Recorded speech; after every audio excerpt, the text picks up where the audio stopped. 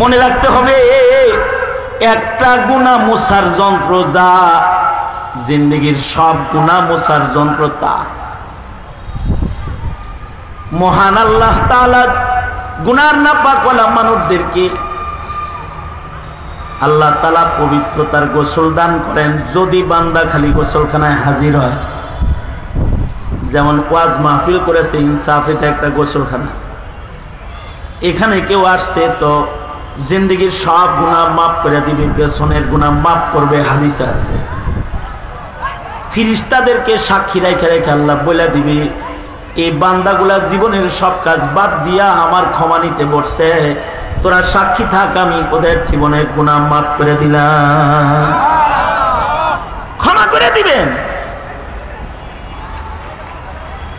আল্লাহ তাআলা, ক্ষমা করেন, বড় বড় অপরাধীকে ক্ষমা করেন। সারা জিন্দেগি অপরাধ করার পরে কেউ ভুল বুঝছে, বুঝা বলছে আল্লাহ মাপ চাই, তো আল্লাহ কয় যা মাফ করে দিলাম। কারণ আমার গুনার আয়তন যত বড়, আল্লাহর রহমতের আয়তন তার চেয়ে অনেক বড়। আমার গুনাহ যতই হোক, আমার প্রতি আমার রবের ভালোবাসা অনেক বড়। কারণ আমার আপনার মালিক তো চায় না যে তার জ্বালানো আগুনের চুলার ভেতরে, দোজখের ভেতরে আমি পড়ে যাই, আপনি পড়ে যান। আমাদের মালিক তো এটা চায় না। আল্লাহর রাসূল সাল্লাল্লাহু আলাইহি ওয়াসাল্লাম এক গাজওয়াত থেকে আসতেছেন, তো নবীজি সাহাবায়ে কেরামদেরকে লয়ে আইতেছেন। দেখেন এক মহিলা চুলা জ্বালাইছে। আগের জমানার চুলা, এখনকার চুলা না। এখনকার চুলা তো ডিজিটাল চুলা। এখনকার চুলার আগুন চুলার বাইরে যাবে না। আমার হযরতের মাদ্রাসায় এক চুলা মিস্ত্রি আইছে, দুইটা চুলা বানায় দিব, মজুরি হইল 1,85,000 টাকা মাত্র। তাও লাকড়ির দুইটা চুলা বানায় দিবে। দুইটা লাকড়ির চুলা বানাবি, এর জন্য মজুরি হলো 1,85,000। তার ভেতরে লাকড়ি ঢুকানো হবে, এই লাকড়ির চুলার দাম এত। এখন তো ডিজিটাল জমানা, উন্নত চুলা আছে। আগের জমানায় এত উন্নত চুলা ছিল না। 3টা পাথরের চাকার উপরে পাতিল বসে রান্না করছে, এইটাই হইল চুলা। বাতাস আসলে আগুন বের হয়ে আসছে বাইরে। মহিলা নিজের সন্তানকে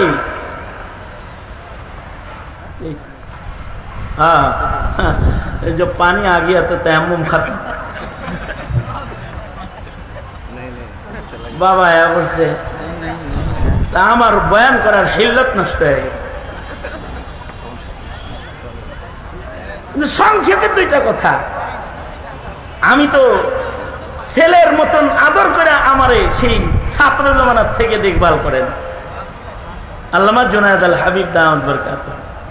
জেলখানায় যখন দুইজনে একসাথে, তখন বলতেছিলেন আব্বারে, বাবা তোর জেলটা যদি হাসিনা আমারে দিয়ে দিত তাইলেও কষ্ট কম পাইতাম, তোরে জেলে আনছে দেখে কষ্ট বেশি পাইতেছি না। আমি তো ছাত্র জমানা থেকে অসুস্থ। আল্লাহ তাআলা আমাদের মুরব্বীদের হায়াত বাড়ায় দেখ। জোরে বলেন আমিন, আরো জোরে বলেন আমিন। দেখেন আমার কথা শেষ। এই যে আল্লাহর রাসূল বলতেছেন, দেখো ওই যে মা চুলা জ্বালাইছে, কিন্তু বাচ্চাটা খেলতে দিয়ে আসে দূরে, বাচ্চা খালি মার কাছে আসে। মা চুলা জ্বালান বাদ দিয়ে আবার বাচ্চা নিয়ে দূরে যায়। কেন যায় বলো তো? মা চায় যে তার আদরের সন্তানের গায়ে বাতাসে তার হাতে জ্বালানো চুলার আগুনের কোনো ফুলকি তার সন্তানের আদরের সন্তানের গায়ে না লাগে। আল্লাহর রাসূল বলে, মা যেমন করে নিজের হাতে জ্বালান না চুলার আগুনের ফুলকি সন্তানের গায়ে লাগতে দিতে চায় না, মহান আল্লাহ তার বান্দার গায়ে দোজখের আগুনের ফুলকি লাগতে দিতে চায় না। কারণ মার চাইতে বান্দাকে আল্লাহ তাআলা অনেক বেশি ভালোবাসেন। এ কারণে বলে, ওয়াজে যা মাফ করে দিব, মসজিদে ঢুক মাফ করে দিব, শেষ রাত্রে গোপনে আমারে বল আল্লাহ আমি মাফ চাই, মাফ করে দিব। রমজান পাইছোস মাপ চা, মাপ করে দিমু। লাইলাতুল বরাত পাইছোস মাপ চা, মাপ করে দিমু। লাইলাতুল কদর পাইছোস মাপ চা, মাপ করে দিমু।